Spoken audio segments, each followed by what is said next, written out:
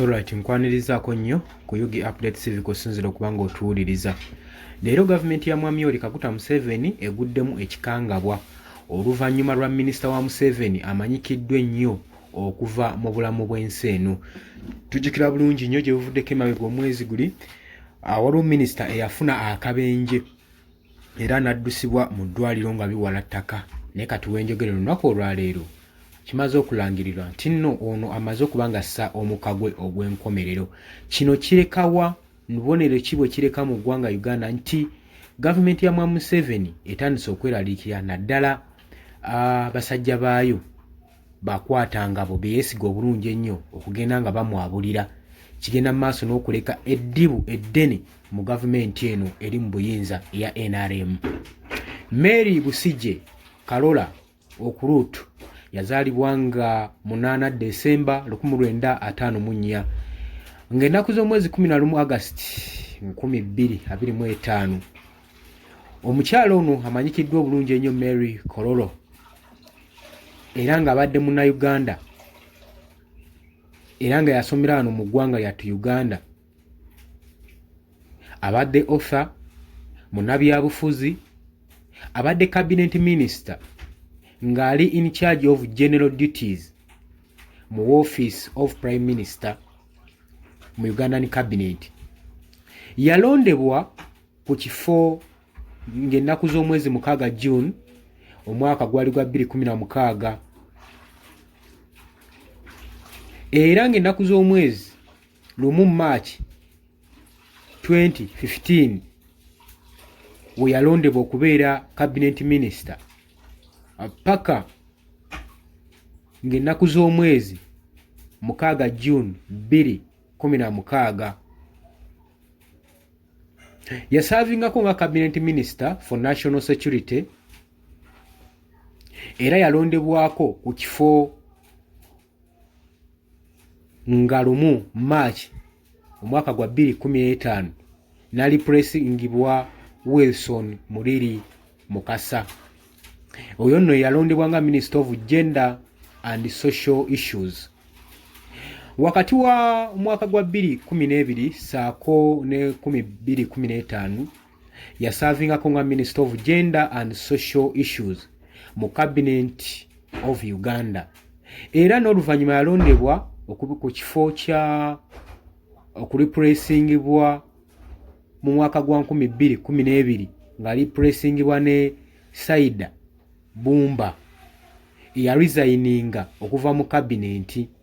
Mary Karola Okurutu yasaavingako nga elected member of parliament owa Bushenyi district women's constituency mu mwaka ogwa 2020. National Resistance Movement NRM yaliko flaga bearer w'ekibiina kino we yalondebwa. Karola azze agenda mu maaso nga akiika nnyo mu by'obufuzi naddala mu disitulikiti ey'e Bushenyi era ng'abadde women MP member wa parliament okuva mu mwaka gwa 2021 Uganda presidential and parliamentary elections. Wetuddako mu byafaayo bye nga wenkugambye, omukyalo ono avudde Mwami Yoweri Kaguta Museveni ku maaso kyandimweraliikirize nnyo. Yazaalibwa mu disitulikiti y'e Bushenyi ng'ennaku z'omwezi 8 Desemba 1954. Yatendinga Bwerenyangi Primary School era yali Bwerenyangi Girls Senior Secondary School era nayo n'agijoyininga. Ku lwa elementary middle school education mu odeyo mu 1972 yalondebwa ku myaka 18 yayingira Trinity College Nabbingo okugenda mu maaso n'okuba ng'asoma high school education mu 1974 era yayingira Makerere University na graduatinga mu 1977 era ne degree mu Bachelor of Arts and Literature. Emyaka 3 nga giyise mu 1981 ya graduatinga ne degree of master in arts and literature. Kuva mu Makerere University mu 1982 yagattako diploma in education okuva mu university yemu. Omukyalo ono avudde gavumenti ku maaso. Mary Karora yatandika okulecturinga Makerere University mu Department of Literature mu 1981 era mu bwangu n'amaliriza master degree. Ya maintaininga status ye mu literature paka mu 1993 yagenda n'afuna omulimu ogwa press secretary obwa vice president of Uganda mu 1994 paka mu 1996. Okuva mu 1996 paka mu 1999 yasavinga commissioner mu Education Service Commission in Uganda Ministry of Education mu 1999 paka mu 2004. Yasavingako nga press secretary wali president of Uganda mu 2004.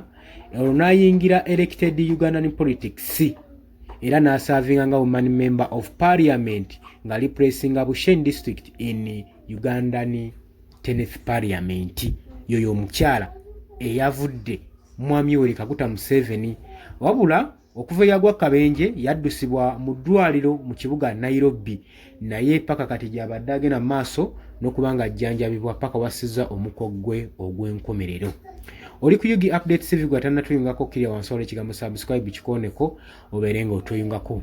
Abali mu diaspora mbatumiddeko nnyo gwagala okujja mu comment section oteekawo endowoozayo osobola okwetweyungako, naye sooka subscribing ojja kubusobola bulungi nnyo tweyungako. Mbagaliza olunaku olulungi. Mweraba.